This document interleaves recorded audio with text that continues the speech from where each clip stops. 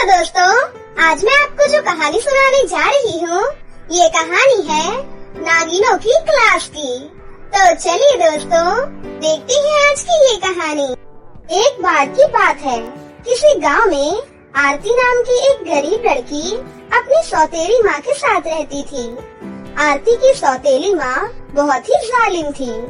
आरती खाना बहुत ही स्वादिष्ट बनाती थी। इस बात का फायदा उठाकर उसकी माँ आरती को दूसरों के घरों में खाना बनाने के लिए भेजा करती थी। साथ ही जब आरती को तनख्वाह के पैसे मिलते तो उसकी सौतेली माँ सारे पैसे अपने पास रख लिया करती थी। फिर एक दिन, माँ आज से मैं लोगों के घरों में खाना बनाने नहीं जाऊंगी। वो लोग मुझसे स्वादिष्ट खाना बनवाते हैं और बदले में मुझे रूखी सूखी खाने को देते हैं। इधर आप मेरी तनख्वाह के सारे पैसे अपने पास रख लेती हो। अब मुझसे ये सब बर्दाश्त नहीं होता है। आरती की ये बात सुनते ही उसकी सौतेली माँ पास में रखा हुआ डंडा उठा लेती है। देख आरती, अगर तुझे अपनी जान प्यारी है तो मैं जैसा कहती हूँ चुपचाप वैसा कर।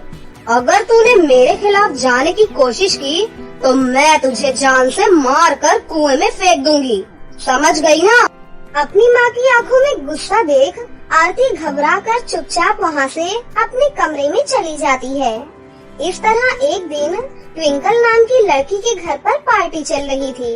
मेहमानों के लिए आरती ने बहुत सारा स्वादिष्ट खाना बनाया था। आरती एक एक कर टेबल पर बैठे सभी मेहमानों को खाना परोस रही थी।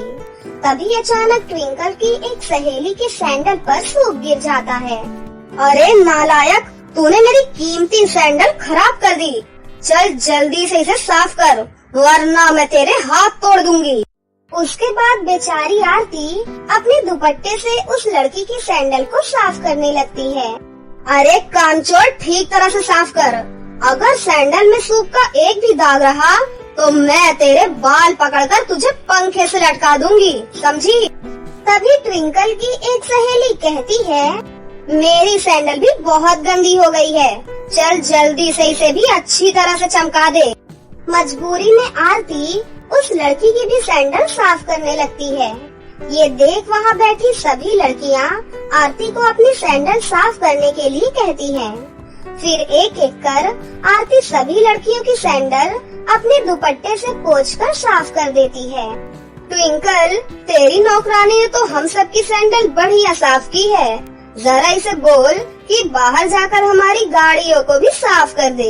फिर ट्विंकल आरती को डांटकर गाड़ियाँ साफ करने में लगा देती है। पता नहीं मेरी किस्मत में इतने दुख क्यों लिखे हैं। हर कोई मुझे अपनी गुलाम ही समझता है। आखिर मेरा दुख कब खत्म होगा? इस तरह कुछ दिन बीत जाते हैं। फिर एक दिन, आरती, आज मुझे जंगली मुर्गे की बिरयानी खाने का बहुत मन है। चल तू जल्दी से जंगल जाकर एक बढ़िया सा मोटा ताजा जंगली मुर्गा पकड़ कर ले आ। आरती के सामने कोई और रास्ता नहीं था, इसीलिए वो जंगली मुर्गा पकड़ने पास के जंगल में चली जाती है। काफी देर खोजबीन करने के बाद आखिरकार उसे एक जंगली मुर्गा दिखाई देता है। आरती जैसे ही उस जंगली मुर्गे को पकड़ने के लिए उसके पास जाती है कि तभी वो मुर्गा आरती पर हमला कर देता है। वो मुर्गा बहुत ही तेज और खतरनाक था। देखते ही देखते आरती पूरी तरह घायल होकर जमीन पर गिर पड़ती है और जोर जोर से रोने लगती है। तभी वहाँ से गुजर रही दो इच्छाधारी नागिन बहनें आरती को देख लेती हैं। आरती की हालत देखकर उन दोनों को उस पर बहुत दुख होता है। फिर वो दोनों आरती को उठाकर अपने घर ले जाती हैं और उसकी मलहम पट्टी करके उसे पूरी तरह से ठीक कर देती हैं। फिर दोनों नागिन बहनों के पूछने पर आरती उन्हें अपने सौतेली माँ के सभी अत्याचारों के बारे में बताने लगती है। सच में तुम्हारी सौतेली माँ तो बहुत ही जालिम है, लेकिन तुम चिंता मत करो। आज से तुम्हें अपनी सौतेली माँ के साथ रहने की कोई जरूरत नहीं है। तुम हमारे साथ रहो, हम दोनों बहनें तुम्हारी देखभाल करेंगे। ये सुनकर आरती बहुत खुश हो जाती है। फिर अगले दिन दोनों नागिन बहनें आरती का एडमिशन नागिनों के स्कूल में करवा देती हैं। उस स्कूल में तरह तरह की जादुई विद्या सिखाई जाती थी। आरती मन लगाकर जादुई विद्या सीखने लगती है। दूसरी तरफ वो दोनों नागिन बहनें आरती को ढेर सारे सुंदर कपड़ों के साथ साथ उसे रोज स्वादिष्ट खाना भी खिलाया करती थी। अपने जीवन में आए इस परिवर्तन को देखकर आरती बहुत खुश थी। लेकिन फिर एक दिन आरती को ढूंढती हुई उसकी सौतेली माँ जंगल आ जाती है। वो आरती की ठाट बाट देखती है तो उसे बहुत जलन होती है। तभी उसकी नजर नागिनों के घर में रखे सोने की चीजों पर पड़ती है। अरे वाह, मेरी किस्मत खुल गई है। यहाँ तो ढेर सारी सोने की चीजें हैं। अगर मैं इन्हें चुराकर बाजार में बेचूं, तो एक ही दिन में मैं लखपति बन जाऊंगी। फिर रात होते ही आरती की सौतेली माँ चोरी से उनके घर में दाखिल होकर सारी सोने की चीजों को एक बोरी में भरने लगती है। लेकिन तभी अचानक दोनों नागिन बहनें नींद से जाग जाती हैं। अरे, ये चोरनी तो हमारे घर से सोने की चीजें चुरा कर ले जा रही है। चलो इसे सबक सिखाते हैं। अरे, मर गई रे। इन दोनों ने तो मुझे देख लिया। इससे पहले कि ये दोनों मेरा बुरा हाल करें, मैं यहाँ से भाग निकलती हूँ। लेकिन तभी वो दोनों नागिन बहनें अपनी जादुई शक्ति से आरती की सौतेली माँ को एक बिल्ली के रूप में बदल देती हैं। फिर दोनों नागिन बहनें उस बिल्ली को उठाकर बाहर जंगल में फेंक देती हैं। इस तरह आरती की सौतेली माँ को उसके बुरे कर्मों की सजा मिल जाती है और वो बिल्ली बनकर जंगल में भटकने लगती है। महक किचन में खाना बना रही थी। तभी उसे घर के बाहर से आवाज आती है। अरे ओ रमा बहन। महक जल्दी से किचन से बाहर आती है तो वो देखती है कि एक पड़ोस की औरत उनके घर पर आई है। नमस्ते सीता आंटी। अरे बहू, रमा कहाँ पर है? मेरी बहू का बेटा हुआ है और आज हमारे घर में पूजा रखी है मैंने। रमा बहन को पूजा में भेज देना। लेकिन आंटी जी, वो किसी काम से बाहर गई हैं। थोड़ी देर बाद आ जाएंगी तो मैं उनको भेज दूंगी। और अगर उनको आने में देर हो गई तो मैं खुद ही आ जाऊंगी। अरे नहीं, तू रहने देना। अगर रमा आ जाए तो उसे भेज देना, तुम मत आना। ठीक है, मैं उनको भेज दूंगी। महक उदास होकर अपने कमरे में चली जाती है। महक रामपुर गांव में रहती थी। उसकी शादी को 7 साल हो चुके थे, लेकिन अभी तक उसको संतान का सुख नहीं मिला था। गांव के सभी लोग उसको बाज कहते थे और गांव के सभी लोग उससे बात करना भी पसंद नहीं करते थे। गांव की औरतें अपनी बहुओं को महक से मिलने और बोलने से मना करती थी। कुछ देर बाद महक की सास रमा घर पर आ जाती है तो महक अपनी सास को बताती है कि पड़ोस वाली सीता आंटी उनको बुलाने आई थी। माँ जी, सीता आंटी आई थी। उनकी बहू को बेटा हुआ है और आज उनके घर में पूजा है। उन्होंने आपको बुलाया है।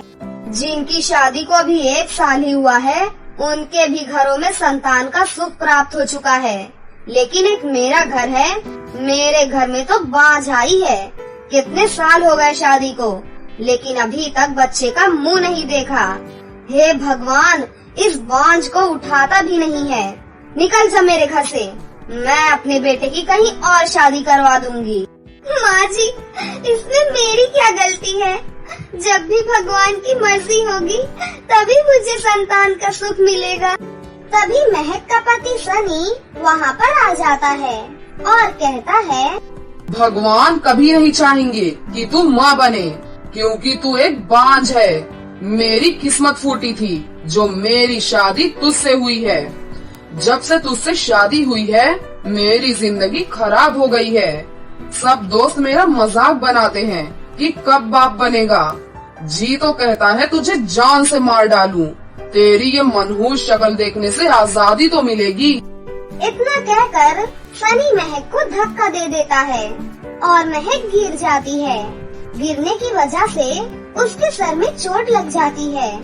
महक बेचारी जोर जोर से रोने लगती है और उसके सर से खून बहने लगता है। हे भगवान, मैं क्या करूं? आखिर मेरे साथ ही ऐसा क्यों हो रहा है? क्यों आपने मुझे माँ के सुख से वंचित रखा है? इस तरह हर रोज महक को अपनी सास और अपने पति की बातें सुननी पड़ती थी। एक दिन महक अपने पड़ोस में जाती है। पड़ोस के घर में एक छोटा बच्चा था जिसका नाम बंटी था। जैसे ही महक उस बच्चे को देखती है, वो तुरंत उस बच्चे को गोद में उठा लेती है। अरे रिया, बंटी तो बहुत बड़ा हो गया है और कितना क्यूट भी लग रहा है। दीदी, बंटी बहुत शरारती है, पूरा दिन इधर से उधर भागते ही रहता है, हर वक्त कुछ न कुछ शरारत ही करता रहता है, मुझे चैन से काम भी नहीं करने देता है। तो ठीक है, मैं इसे अपने साथ अपने घर ले जाती हूँ और तुम अपना काम आराम से कर लो। तभी उस बच्चे की दादी वहाँ पर आ जाती हैं और गुस्से से कहती हैं, अरे छोड़ो हमारे बच्चे को, तुम इसे नीचे गिरा दोगी। और उस बच्चे की दादी उस बच्चे को उठाकर अंदर ले जाती हैं और अपनी बहू से कहती हैं, तुझे कितनी बार समझाया है, जब ये महक घर में आए तो अपने बच्चे को अंदर लेकर जाया कर। इसका अपना तो कोई बच्चा नहीं है, दूसरे के बच्चे को नजर लगाती रहती है। सब कहते हैं कि इसकी नजर बहुत बुरी होती है। अरे माँ, ऐसा कुछ नहीं है, मैं तो अंदर चली गई थी, ये पता नहीं कब बाहर निकल गया था। उन दोनों की ये बातें महक सुन लेती है और रोते हुए अपने घर चली जाती है। इधर बंटी की माँ रिया को महक के बारे में बहुत बुरा लगता है और वो रात को अपने पति से कहती है, देखिए ना, बेचारी महक दीदी को बच्चा ना होने की वजह से सबसे कितना सुनना पड़ता है उनको। आपको पता है, आज वो घर आई थी, बंटी को उन्होंने अपनी गोद में उठा लिया, लेकिन माँ जी ने उनसे बंटी को छीन लिया। महक दीदी को कितना बुरा लगा होगा ना। माँ जो करती है वो बिल्कुल सही करती हैं। उनकी बात को माना करो और वो कुछ भी गलत नहीं कहती हैं। और सब गांव वाले भी तो बोलते हैं कि बाज की नजर बहुत बुरी होती है। अगर माँ ने उनसे बात करने के लिए मना किया है तो उससे बात मत किया करो और बंटी को उनसे दूर रखा करो। ऐसा बोलकर रिया का पति सो जाता है, लेकिन रिया अभी भी महक के बारे में ही सोच रही थी। हे भगवान, आप महक दीदी की भी गोद भर दो ना, वो बच्चों को कितना प्यार करती हैं। बच्चा ना होने के कारण यहाँ पर सभी लोग उनसे बहुत बुरा बर्ताव करते हैं। फिर कुछ दिनों बाद रिया महक के घर जाती है। अरे रिया, तुम आओ, अंदर आओ। अरे दीदी, मैं बाजार जा रही थी, छठ पूजा आ रही है ना, तो बस उसी का सामान लेने जा रही हूँ। मैंने सोचा कि आपको भी बोल दूँ। दीदी, आप भी इस बार छठ माता की पूजा जरूर करो। मेरा मन कहता है छठ माता आपकी भी गोद जरूर भरेंगी। रिया की बात सुनकर महक की आंखों में आंसू आ जाते हैं। लेकिन रिया, हमारे घर में ये सब नहीं मनाते हैं। मुझे तो पता भी नहीं है कि इस पूजा में क्या क्या करते हैं। रिया, क्या सच में छठ माता मुझे बच्चे का सुख देंगी? सच में दीदी, आप मेरा विश्वास तो करो। माता बहुत दयालु हैं और वो सबकी बहुत जल्दी सुनती हैं। आप इस बार पूरी विधि विधान से छठ माता की पूजा कर लेना, मैं आपको सारा कुछ समझा दूंगी। उसके बाद अगले दिन रिया महक को छठ माता की पूजा करने के लिए सारे विधि विधान समझाती है। महक रिया की बात मानकर अगले दिन सारा सामान लाती है और पूजा में लग जाती है। लेकिन महक की सास महक को बहुत भला बुरा बोलती है। ऐसे पूजा करने से तो तुझे कुछ भी नहीं मिलने वाला है, तू बांझ है और बांझ ही रहेगी। अरे रहने दो ना माँ, जो कर रही है करने दो। इससे भी तो पता चले, अगर पाठ पूजा करने से ये बच्चे होते तो कोई इसकी तरह ना होता। सनी, रिया ने मुझे विश्वास दिलाया है कि अगर मैं पूरी श्रद्धा से छठ माता की पूजा करूंगी तो मुझे संतान का सुख जरूर प्राप्त होगा। उसने तुमसे झूठ बोला होगा और तुमने उसके ऊपर विश्वास भी कर लिया, तुम तो सच में बहुत बड़ी बेवकूफ हो। महक किसी की भी बात की परवाह नहीं करती और अपनी पूजा में लग जाती है और अगले 4 दिन तक पूरी श्रद्धा से पूरे विधि विधान से मन लगाकर पूजा करती है और सुबह घाट पर जाकर सूर्य को नमस्कार करती है। उसकी सच्ची भक्ति से साक्षात छठ माता उसके सामने प्रकट हो जाती है। महक, मैं तुम्हारी भक्ति से बहुत खुश हूँ। तुमने मेरी पूजा पूरे विधि विधान से की है और मेरा ये व्रत करने से संतान दंपति को संतान की प्राप्ति होती है। मैं तुम्हें भी संतान का वरदान देती हूँ। इसके बाद कुछ ही दिनों में परिवार को महक की माँ बनने की खुशखबरी मिलती है। खुशखबरी सुनकर वो लोग बहुत खुश होते हैं। महक, मुझे माफ कर दो। बच्चा ना होने के कारण मैंने तुम पर बहुत जुल्म किया है। हमेशा तुम्हें भला बुरा कहा है। मैंने तुम पर बिल्कुल भी विश्वास नहीं किया। मुझे माफ कर दो। कोई बात नहीं, आप सारी पुरानी बातें भूल जाइए। महक, मैं आज बहुत खुश हूँ। मेरा बच्चा आने वाला है। वो मुझे पापा बोलेगा। अब से मैं अपने बच्चे और तुम्हारा बहुत ख्याल रखूंगा। फिर कुछ महीनों के बाद महक 2 जुड़वा बेटे और बेटी को जन्म देती है और सब बहुत खुश होते हैं और छठ माता का धन्यवाद करते हैं और उस दिन से महक अपने बच्चों और अपने परिवार के साथ हंसी खुशी रहने लगती है। तो दोस्तों, कैसी लगी आपको हमारी ये कहानी? अगर आपको हमारी कहानी अच्छी लगी हो तो इसे जरूर लाइक करें। साथ ही हमारे चैनल को सब्सक्राइब भी कर लें और बेल आइकन को दबाना ना भूलें। मिलते हैं अगली वीडियो में। धन्यवाद।